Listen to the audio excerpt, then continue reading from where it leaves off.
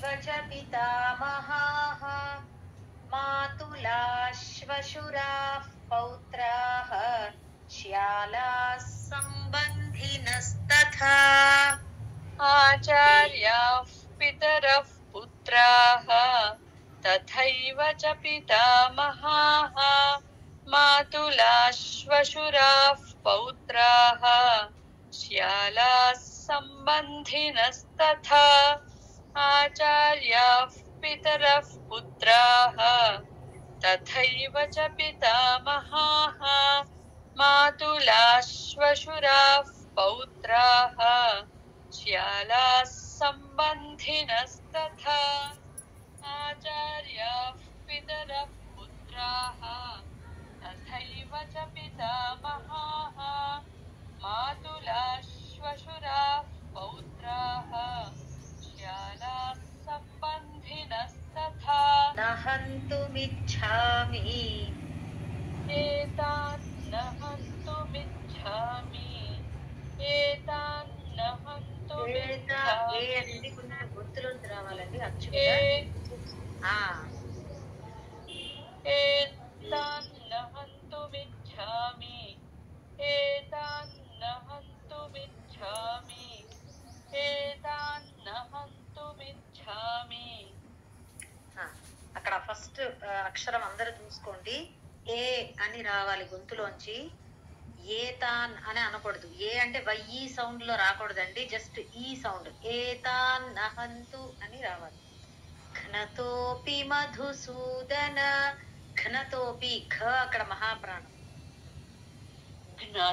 घ्नतोऽपि मधुसूदन घ्नतोऽपि मधुसूदन घ्नतोऽपि मधुसूदन अपि త్రైలోక్యరాజ్యస్య అపి త్రైలోక్య త్రై దగ్గర కొంచెం స్ట్రెస్ ఇచ్చినట్టు నేను చెప్పినప్పుడు వినండి अपि त्रैलोक्यराज्यस्य అట్లా अपि त्रैलोक्यराज्यस्य अपि त्रैलोक्यराज्यस्य अपि त्रैलोक्यराज्यस्य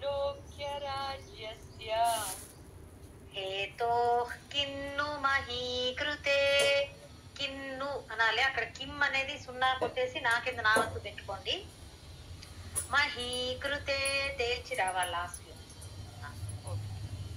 हेतोः किन्नु महीकृते हेतोः किन्नु महीकृते हेतोः किन्नु महीकृते एतान्न हन्तुमिच्छामि घ्नतोऽपि मधुसूदन एतान्न हन्तुमिच्छामि घ्नतोऽपि मधुसूदन एतान्न हन्तुमिच्छामि घ्नतोऽपि मधुसूदन एतान्न हन्तुमिच्छामि घ्नतोऽपि मधुसूदन अपि त्रैलोक्यराज्यस्य हेतोः किन्नु महीकृते अपि त्रैलोक्यराज्यस्य हेतोः किन्नु महीकृते अपि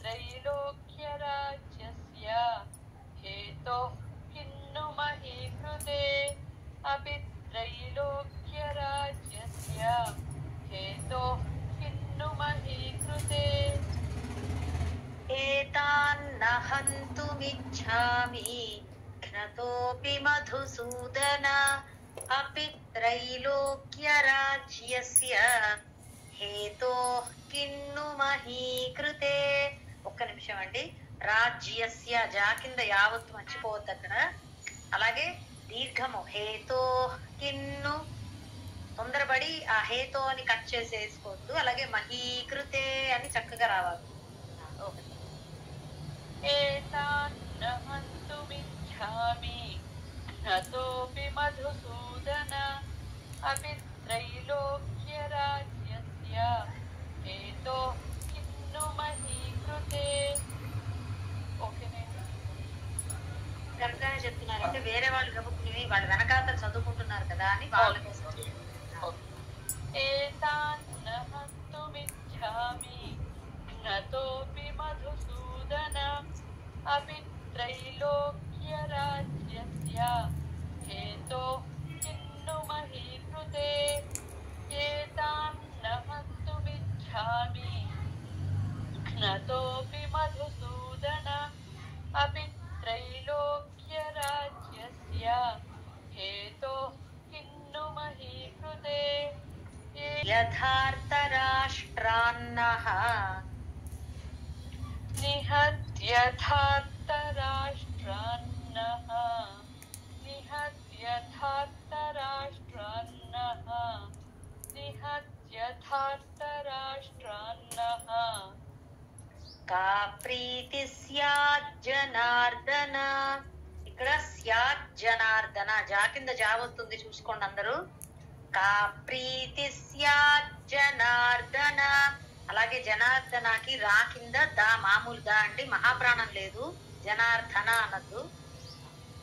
का प्रीति स्याज्जनार्दन का प्रीति स्याज्जनार्दन का प्रीति स्याज्जनार्दन अपि पापमेवाश्रयेदस्मान् पापमेवाश्रयेदस्मान् पापमेवाश्रयेदस्मान् पापमेवाश्रयेदस्मान् अद्वैतानाततायिनः अद्वैतानाततायिनः अद्वैतानाततायिनः अद्वैतानाततायिनः निहत्यथार्थराष्ट्रान्नः का प्रीति स्याज्जनार्दन. निहत्यथार्थराष्ट्रान्नः का प्रीति स्याज्जनार्दन निहत्यथार्थराष्ट्रान्नः का प्रीति स्याज्जनार्दन निहत्यथार्थराष्ट्रान्नः का प्रीति स्याज्जनार्दन पापमेवाश्रयेदस्मान् हत्वैतानाततायिनः. पापमेवाश्रयेदस्मान् हत्वैतानाततायिनः पापमेवाश्रयेदस्मान् हत्वैतानाततायिनः पापमेवाश्रयेदस्मान् हत्वैतानाततायिनः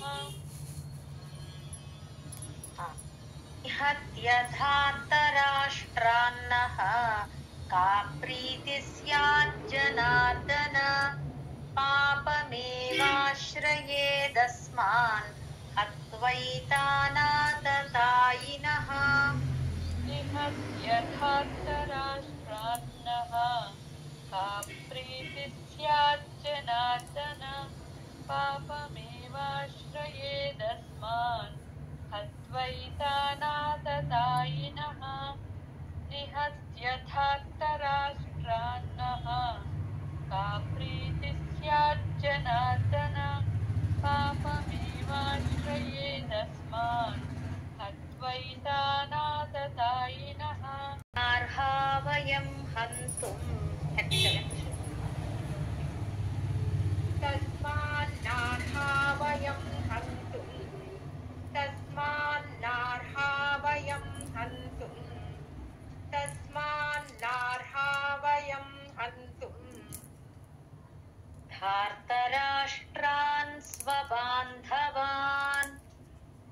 धार्तराष्ट्रान् स्वबान्धवान् धार्तराष्ट्रान् स्वबान्धवान् धार्तराष्ट्रान् स्वबान्धवान् स्वजनं हि कथं हत्वा स्वजनं हि कथं हत्वा स्वजनं हि कथं हत्वा स्वजनं हि कथं हत्वा सुखिनः स्याम माधव. सुखिनः स्याम माधव सुखिनः श्याम माधव सुखिनः श्याम माधव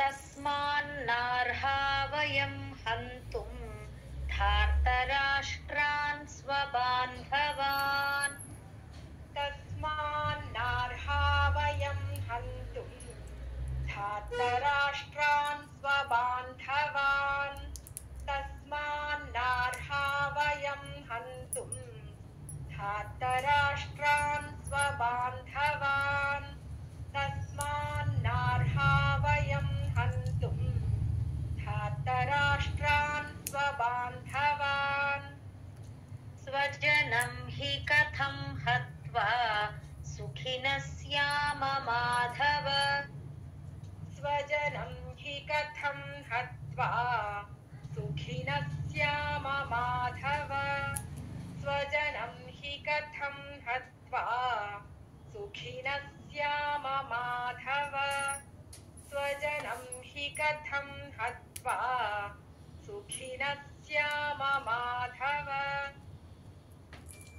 तस्मान्नार्हा वयं हन्तुं धार्तराष्ट्रान् स्वबान्धवान् स्वजनं हि कथं हत्वा सुखिनः स्याम माधव तस्मान्नार्हा वयं हन्तुं धार्तराष्ट्रान् स्वबान्धवान् स्वजनं हि कथं हत्वा सुखिनः स्याम माधव तस्मान्नार्हा वयं हन्तुं धार्तराष्ट्रान् स्वबान्धवान् स्वजनं हि कथं हत्वा सुखिनः स्याम माधव तस्मान्नार्हा वयं हन्तुं धार्तराष्ट्रान् स्वबान्धवान् स्वजनं हि कथं हत्वा सुखिनः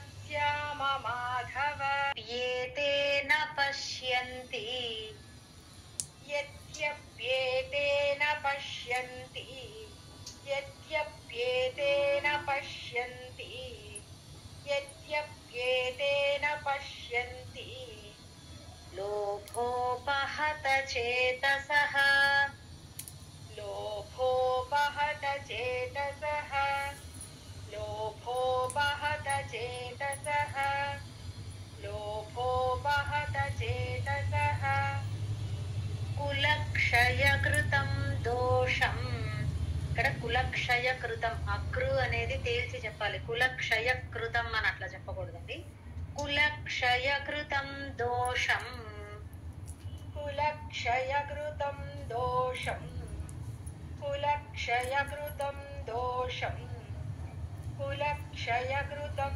దోషం మిత్రద్రోహే చ పాతకం మిత్రద్రోహే చ పాతకం మిత్రద్రోహే చ పాతకం మిత్రద్రోహే చ పాతకం యద్యప్యేతే న పశ్యంతి లోభోపహత చేతసః యద్యప్యేతే న పశ్యంతి లోభోపహత చేతసః యద్యప్యేతే న పశ్యంతి లోభోపహత చేతసః యద్యప్యేతే న పశ్యంతి లోభోపహత చేతసః యద్యప్యేతే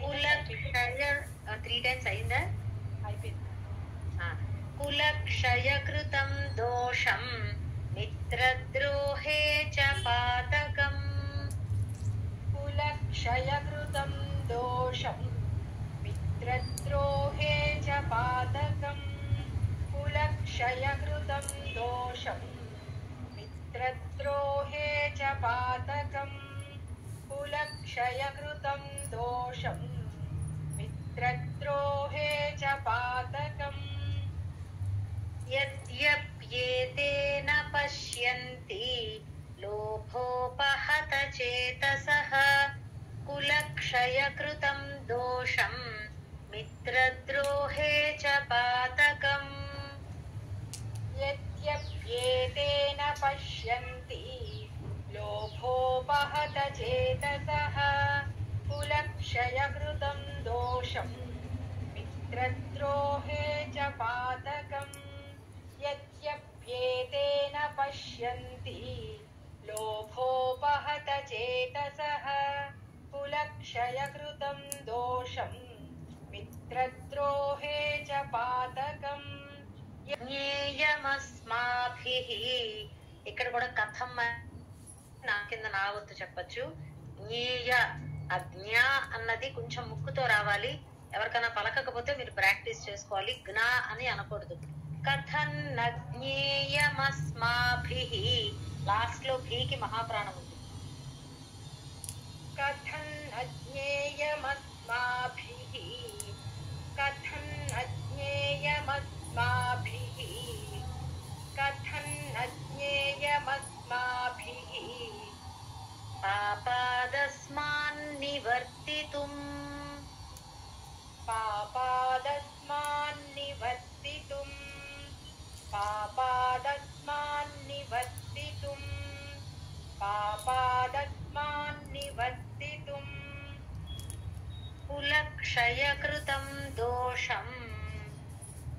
कुलक्षयकृतं दोषम् कुलक्षयकृतं दोषम् कुलक्षयकृतं दोषम् ప్రపశ్యద్భిర్జనార్దన. ప్రపశ్యద్భిర్ దా కింద భావత్ అక్కడ ష్యద్ భిర్ అనాలి.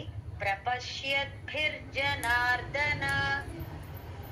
प्रपश्यद्भिर्जनार्दन प्रपश्यद्भिर्जनार्दन प्रपश्यद्भिर्जनार्दन కథన్న జ్ఞేయమస్మాభిః పాపాదస్మాన్నివర్తితుమ్.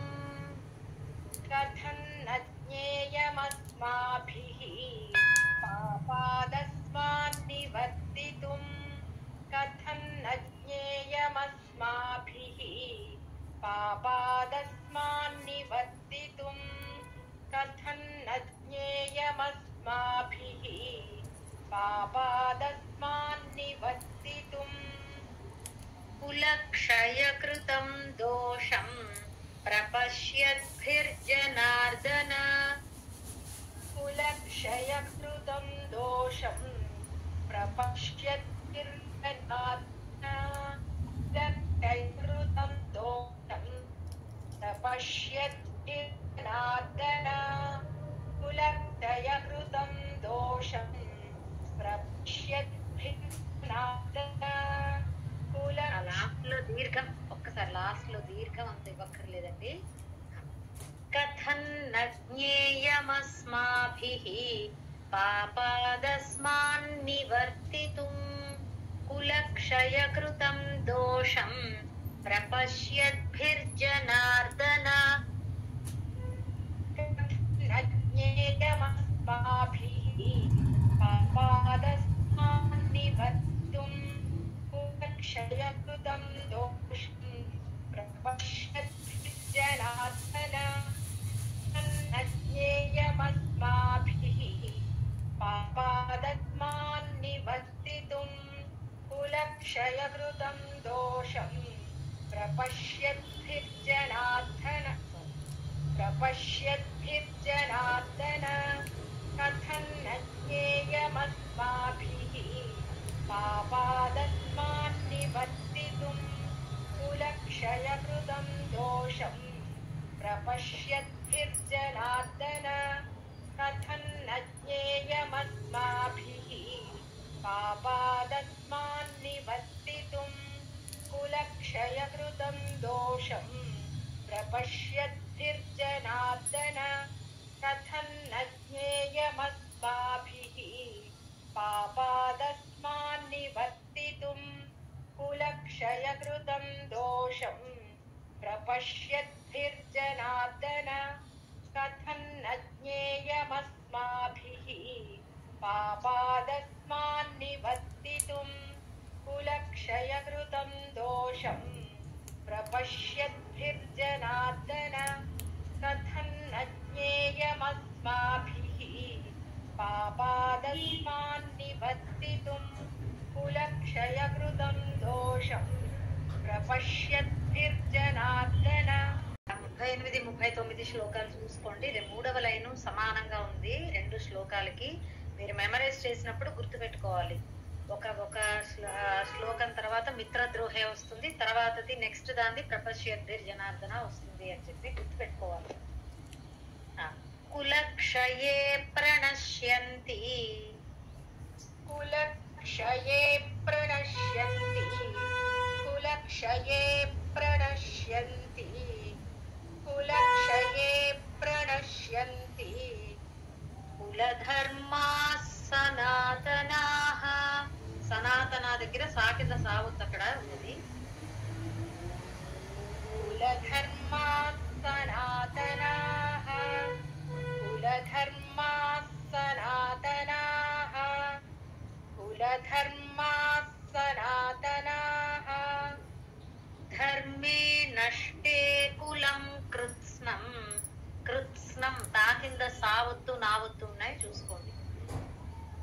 ధర్మే నష్టే కులం కృత్స్నం ధర్మే నష్టే కులం కృత్స్నం ధర్మే నష్టే కులం కృత్స్నం అధర్మోభిభవత్యుత.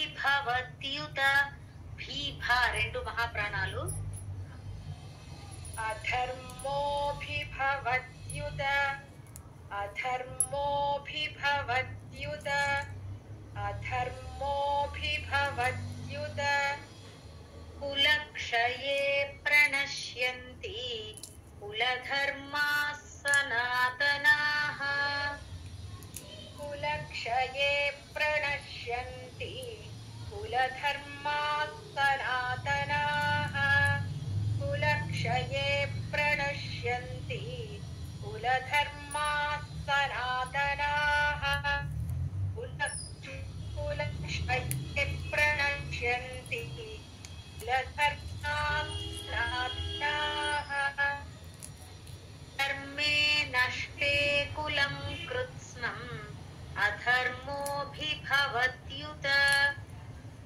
ధర్మే నష్టే కులం కృత్స్నం అధర్మోభిభవత్యుత ధర్మే నష్టే కులం కృత్స్నం అధర్మోభిభవత్యుత ధర్మే నష్టే కులం కృత్స్నం అధర్మోభిభవత్యుత.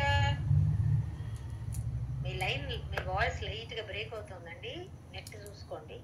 కులక్షయే ప్రణశ్యంతి కులధర్మా సనాతనాః ధర్మే నష్టే కులం కృత్స్నం అధర్మోభిభవత్యుత.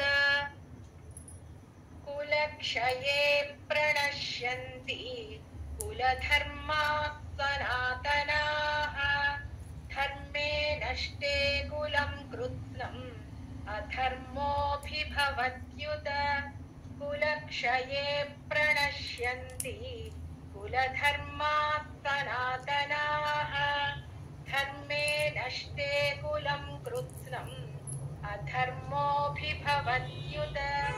కులక్షయే ప్రణశ్యంతి కులధర్మా సనాతనాః ధర్మే నష్టే కులం కృత్స్నం అధర్మోభిభవత్యుత.